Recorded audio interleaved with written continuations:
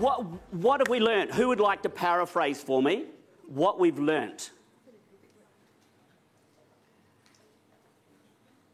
Compliments make you feel happy. Say that again? Compliments make you feel happy.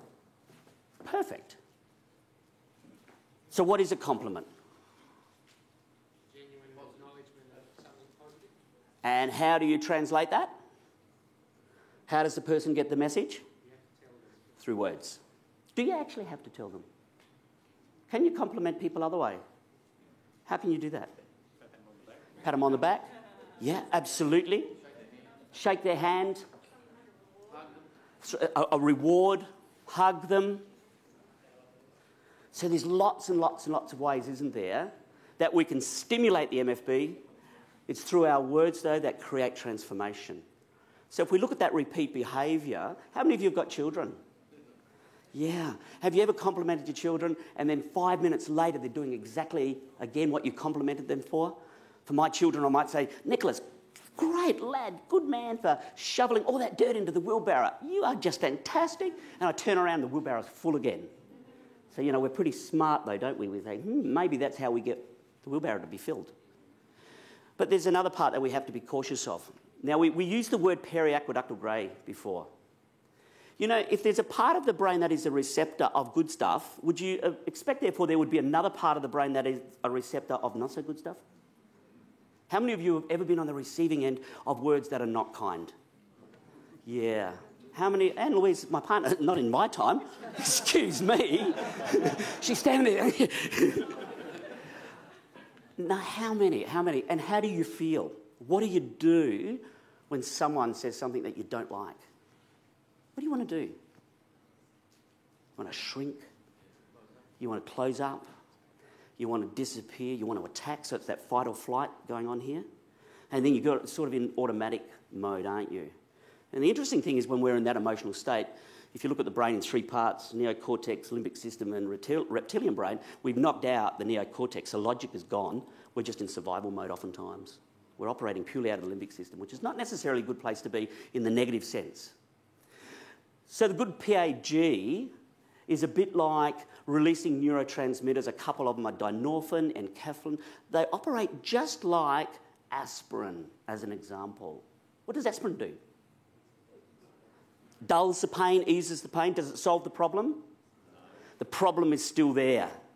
So let's play this one out. If I complimented you genuinely, sincerely, you'd be happy to see me. You'd see me across the road and you'd run across and Glenn, you'd say, how's it going, mate? And we'd have a chat. And if it was reciprocated, it would be awesome. And imagine if we did that interstate. Just be awesome. The airport, how are you going? But what happens if I had paid Glenn out? I'd abused Glenn on a regular basis. I'd said negative, cynical, bitter and twisted things about Glenn. How would you have felt, Glenn? Try and ignore you. You'd try to ignore me. You'd try to ignore me. So what happens there? I'm negative towards Glenn.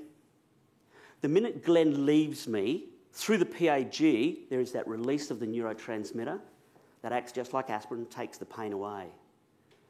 So what does Glenn learn? Daryl equals pain. I don't like pain. I don't like Daryl. Glenn sees me the other side of the road. What does Glenn do? He runs the other way. And then immediately Glenn gets a dose of dynorphin or enkephalin that takes that pain away.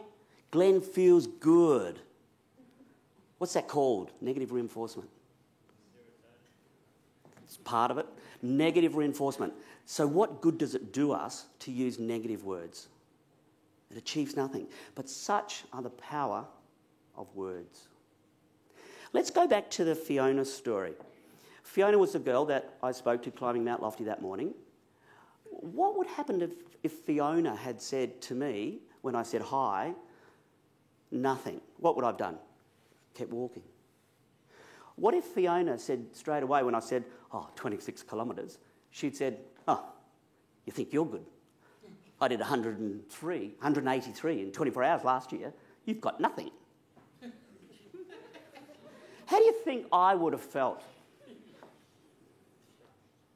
Devastated. I was probably fragile as it was.